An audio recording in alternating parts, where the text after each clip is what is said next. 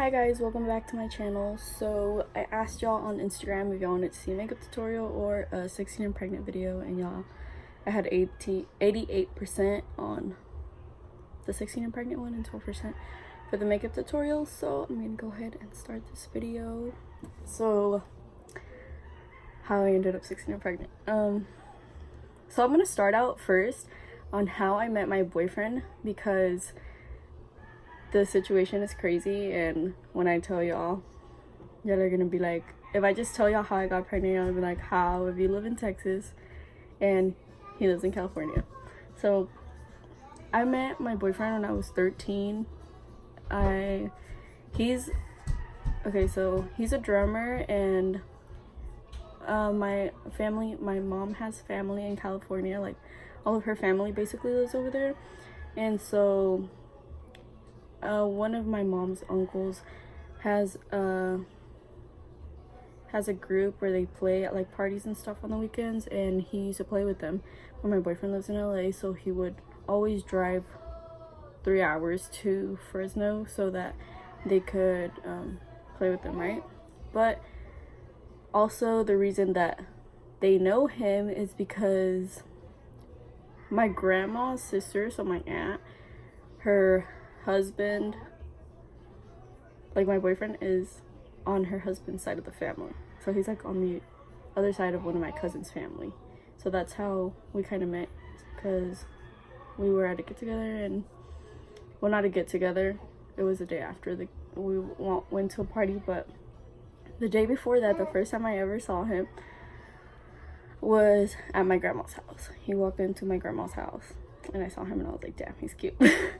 And then after that, the day after that, we all went to a party, and I can't remember where it was. It was near San Francisco, so we all drove all the way over there. It was a road trip, and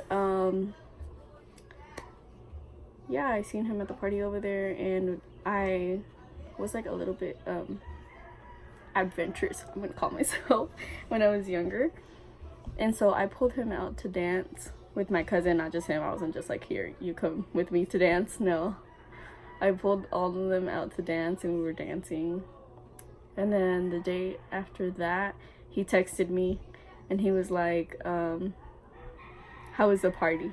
And he texted me, so then I decided to text him back, and then from there we started talking. And so yeah, that's basically how I met him. I'm not gonna go full into depth about that, but if y'all want to see a video about that, let me know, because it's pretty interesting. Anyways, so we have been on and off for 4 years this July, and the reason that we've been on and off is because he lives in California and I live in Texas, and it's kind of hard to see each other, like, you know, like, since we both go to school, he would come to see me or I would go see him. And so yeah, like, basically we would like go to each other's house for a week. And at first we didn't sleep together. It wasn't like that, because, you know, I was 14 the first time I went over there.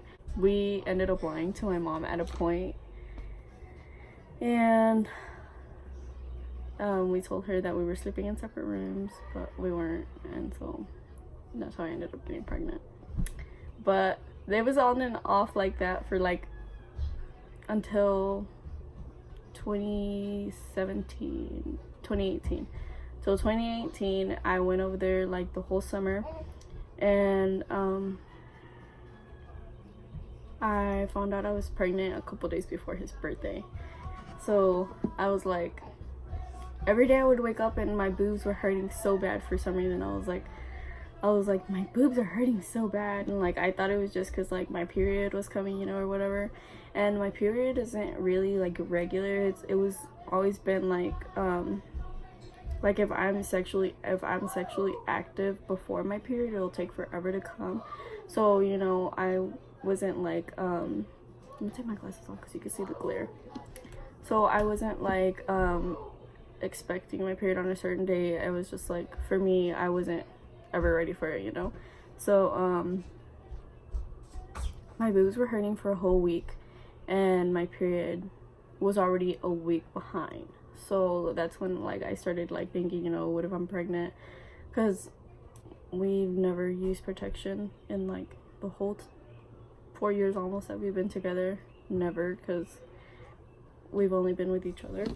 And so whenever I found, like, I was like getting like, oh, my period is late, my boobs are hurting really bad, and like I started getting a little scared. And so since we never used protection, like we would always get scared and think that I was freaking pregnant. So before that time that I actually found I was pregnant, like I don't know how many freaking pregnancy tests I took thinking that I was freaking pregnant, and I never was pregnant.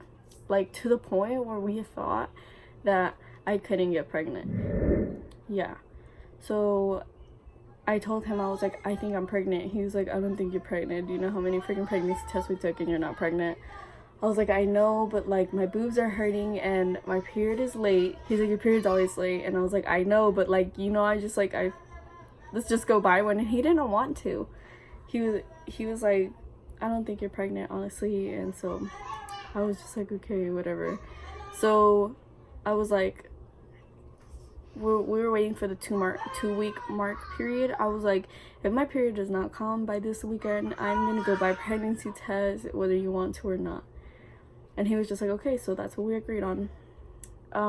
My boobs were hurting worse every morning, and like I was feeling very tired, very exhausted, even though I was like, maybe because we're going to bed late, so we started going to sleep earlier, and I would still not even be able to wake up like at a regular time. I'd always wake up like 9 or 10, and I would always like clean the house around before his dad got home from work to eat or something. And so I wasn't even able to get out of bed. Like I would be getting out of bed at 3 in the afternoon, like, which was freaking crazy, because never even like before, when I would go party and like get home really late, I would wake up around 12, not 3 in the freaking afternoon. Like, so I was fatigued, my breasts were hurting really bad, and I had really bad mood swings, and which was crazy because when I'm mad, I'm a freaking bitch. So I felt really bad. And so it got to that weekend, my period still hadn't come, and he ended up going with me to my pregnancy test. And we came home, and we were just home alone, and then I was like, I'm gonna go ahead and take it. I think it was around 9 at night, and his parents had went out with their friends, and so it was just me and him home. And so I didn't want him to be in the restroom with me, but he was like, no, I want to be there, like, just in case, you know. And I'm glad that he was, because whenever the stick turned positive, I was like freaking out. I started crying, and I was like, oh my god, what am I freaking gonna do? I'm 16 years old and I'm freaking pregnant. And like I was freaking out, you know, like, and I know y'all are gonna be like, bitch, well, what the fuck else did you expect? You were not being using protection. So anyways, I started freaking out, and like it was at night, and so I was like, maybe it's just a fake positive, you know. Like I read that it was like more accurate when you took it in the morning. So I was like, we bought the we bought the electronic one and the regular. So then the next, I was like, I'm just gonna wait to take the electronic one in the morning. I was like, so maybe it's not for real yet. And like he didn't even say anything. He was just like shook too, you know, because like we didn't think I could get pregnant. So we waited till the next morning. The first thing I did, I woke up, I didn't even tell him. He was still asleep. So I got up and I went to the restroom, and I think I couldn't even sleep all night. So I got up like at 8 in the morning, and I was like, screw it, I'm not even tired, I'm just gonna go do it right now, because I'm like freaking out, right? And so I went and I took the pregnancy test again, and it came out, it said pregnant. And I like just started bawling in tears again. Like I didn't know what I was gonna do. Like, mind this, I'm only 16, or was only 16, he was 17. We lived in 2 different states, and it was just crazy, you know. I was like, wow, we have never been able to be stable like just me and him, like imagine now with the baby, and like so much was going through my head. Obviously I was not thinking about abortion because I do not believe in that, especially because I was already like I think almost 2 months pregnant, and at that point the baby is like developing already. It's not just the egg anymore. So that was not even on my head. Like I wasn't even thinking about abortion. And so afterwards, I think it was on his birthday, the day after, and I wanted to tell his parents already. Like I didn't know what to do. I was like freaking out. He was like, no, just wait, and like I couldn't. So we talked to his parents. His dad had the funniest reaction ever. His dad just started laughing, and he was like, why are y'all crying? He was like, a baby's a blessing, you know. But like his dad's just like happy like that, you know. He's like a cool person. But his mom is like a little bit more serious. So she was like I told you guys, because like this wasn't the first time that we told her that we thought I was pregnant, but this time was for real. I was pregnant. Like the year before that, in the summer, she took us to get a pregnancy test, and I ended up not even being pregnant. So she was a little disappointed, and she was like, I told you guys to be more careful and stuff. And like I was kind of embarrassed, because like, you know, she kind of feels like a second mom to me, because she's always there for me too. Whenever stuff's going on with my family, she's always there for me. And I felt like she was a little disappointed in me as well. And so like that kind of made me feel a little bad, because like I could only imagine how my mom was gonna feel. And so then she was like, you need to tell your mom. So that day I ended up telling my sister-in-law, and she was like, oh my god, congratulations. But then she was like, are you gonna tell your mom? And I was like, I don't know, dude. So she was like, well, you have to tell her. And I was like, I know. So I ended up calling my mom that day, and I was like, Mom, I was like, I need to tell you something. She was like, what? And I was like, please don't be mad. And like, she's Mexican, so she was like, Wendy, dime lo que vas a decir, porque ya sé que me vas a decir. And I was just like, oh, in English she was like, go ahead and tell me what you're gonna tell me, because I already know. I just know what you're gonna say already. And I was like, I'm pregnant.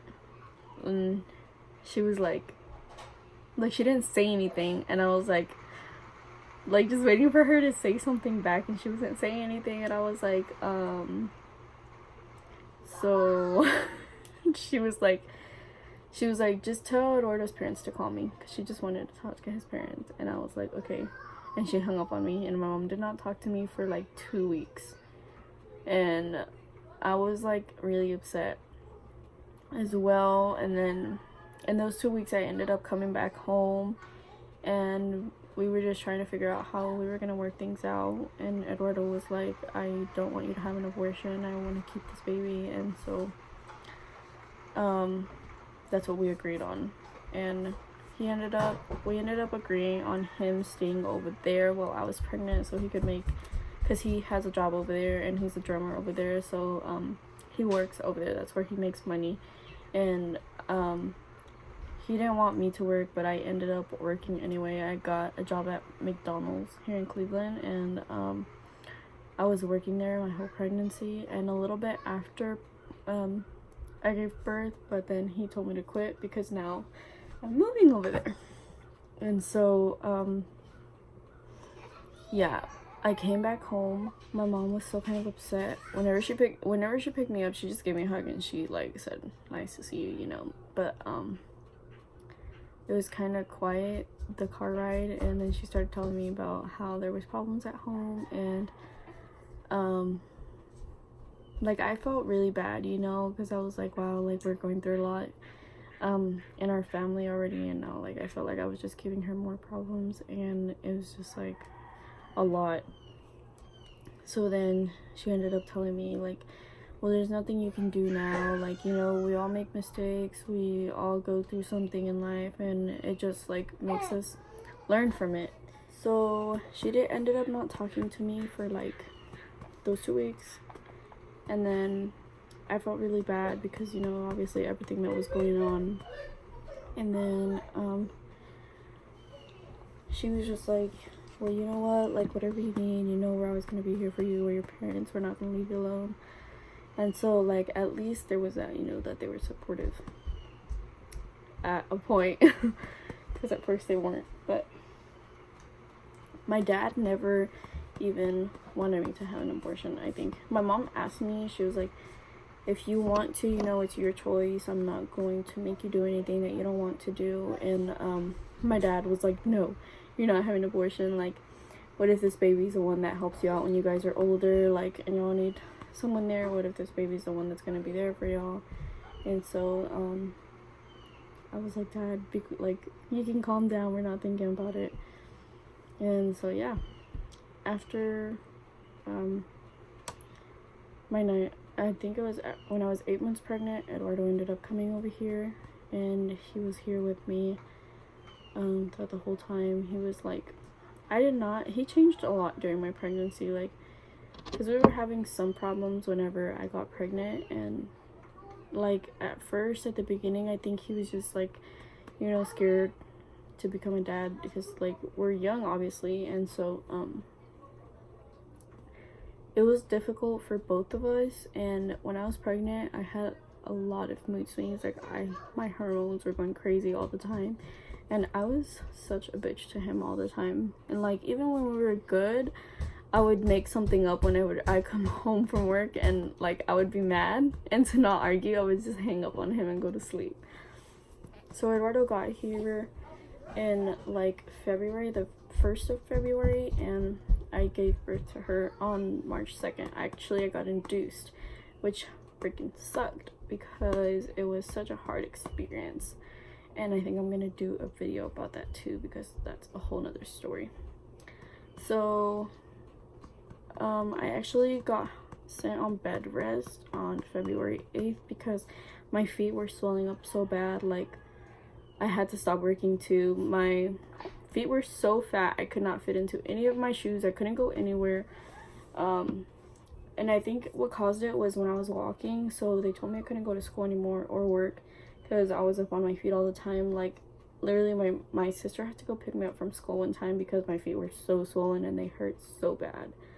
And so I was put on bed rest until I gave birth. And after that, I think 7 weeks after I gave birth, I went back to work, and now my mom watches her for me while I go to school. And I stopped working last week. I was only working weekends, and then Eduardo told me to move in with him, and so we ended up, like, he was living here, he left back over there because he had a job here, but it was really far, and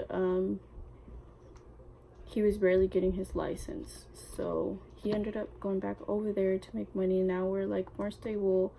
Then I ended up getting a friggin' ticket on Easter, and we had to pay that off too. And so yeah, so basically where we're at right now is that I'm gonna go live over there, and kind of really sucks because it's my senior year and I honestly wanted to finish it here, but you know, it is what it is. And it's getting kind of hard here because my mom wants to go back to work as well, but the reason she quit working was to help me take care of her while I went to school. And it's just been like crazy. And honestly, becoming a mom has changed me in so many ways. Like, it has made me think more, made me appreciate my mom even more. And like, it's a bit harder to be a mom and go to school because at first I had postpartum depression for like 2 weeks, but they said it was like normal as long as I didn't go past that it was normal. Like, I would wake up in the middle of the night to feed her because I was breastfeeding only, and my breast pump hadn't come in yet, so Eduardo obviously couldn't help me feed her. And so she was waking up every 2 hours, and I was so exhausted. I started being exhausted before I even gave birth to her because I was induced, and so I was in labor for 16 hours. And then honestly, the labor was so much harder because she came out in like less than 10 minutes. Like, delivering her was the easiest thing out of the whole pregnancy.